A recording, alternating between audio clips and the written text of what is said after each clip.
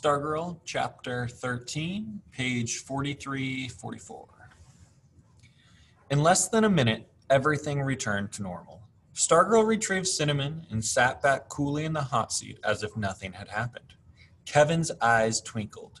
He was squirming. He couldn't wait to dig into the interview. Neither could the jury. But their eyes were not twinkling. Kevin forced himself to look serious. So, your name, Stargirl. It's pretty unusual. Stargirl gave him a blank look. Kevin was flustered. Isn't it? He said. Stargirl shrugged. Not to me. She's putting him on, I thought. Chico, I said in my mic. Stay tight on her face. A voice was heard dimly off camera. Kevin turned. A jury member had spoken. Jury mic up, I said. Ready, 2. The mic was passed to Jennifer St. John. 2. The mic looked like a black ice cream cone before Jennifer's face. Her voice wasn't pleasant. What was wrong with the name your parents gave you? Stargirl turned slowly to Jennifer. She smiled. Nothing. It was a good name. What was it? Susan. So why don't you drop it? Because I don't feel like Susan anymore. So you just threw out Susan and named yourself Stargirl? No. Still smiling. No. Pocket Mouse. 12 pairs of eyes boggled. What? I named myself Pocket Mouse, Stargirl said breezily. Then Mud Pie. Then Holly Golly. Then Stargirl. Damon Rickey snatched the mic from Jennifer St. John. So what's it going to be next? Dog turd? Uh-oh, I thought. Here we go. Kevin jumped in. So, you change your name whenever you get tired of it? Whenever it doesn't fit anymore. I'm not my name. My name is something I wear, like a shirt. It gets worn. I outgrow it. I change it. So why Stargirl? Oh, I don't know. She petted Cinnamon's nose with her fingertip. I was walking in the desert one night, looking up at the sky like, she chuckled. How can you not look at the sky? And sort of came on me, fell onto me. Kevin looked up from his seat, his sheet of prepared questions. So what do your parents think? Are they sad you don't keep Susan? No, it was almost their idea. When I started calling myself Pocket Mouse when I was little, they called me that too. And we just never went back. Another distant voice from the jury. I tapped the sound man. Jury mic, and keep all mics open. I hated to do it. It was Mike Ebersole. I said, do you love your country? Yes, she answered briskly. Do you love yours? Ebersole ignored her question. Why don't you say the Pledge of Allegiance right? She smiled. Sounds right to me. Sounds like you're a traitor to me. Jurors were only supposed to ask questions, not make statements. A hand breached into the picture and grabbed the mic from Ebersole. Becca Rinaldi's angry face appeared on camera too. Why do you cheer for the other team? Stargirl seemed to be thinking it over. I guess because I'm a cheerleader. You're not just a cheerleader, you dumb cluck. Becca Rinaldi was snarling into the mic. You're supposed to be our cheerleader, a Micah cheerleader.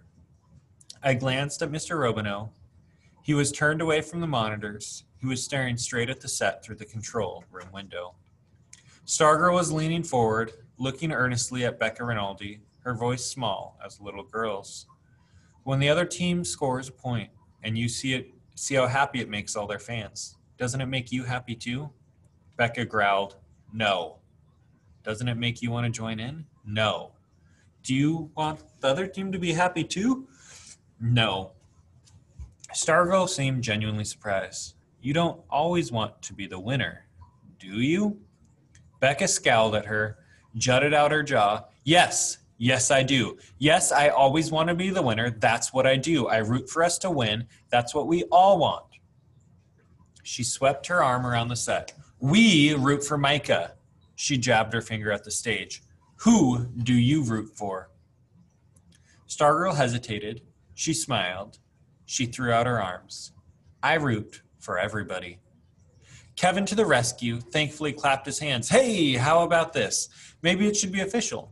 Maybe one person in the whole district should be appointed to be on. He waved his arms. Everybody's side. Stargirl reached over and slapped Kevin's knee. She could wear every school's letter on her sweater. Kevin laughed. She'd have to be as big as a house. Stargirl slapped her own knee. Then no letter at all. That's even better. She looked out into the camera. She swiped at the space before her. Out with letters. Cheerleader at large. Everybody's cheerleader. Kevin sat at attention, placed his hand over his heart. With liberty and justice, and a cheerleader for all. Ebersol snarled into the jury mic. And a nut roll for all. Kevin wagged his finger. That's a no-no, he scolded. No statements from the jury. Questions only. Renee Bozeman snatched the mic. Okay, here's a question. Why did you quit homeschooling? Stargirl's face became serious. I wanted to make friends. Well, you sure have a funny way of showing it, making the whole school mad at you. Excuse me. I wish I had never given into hot seat, Stargirl.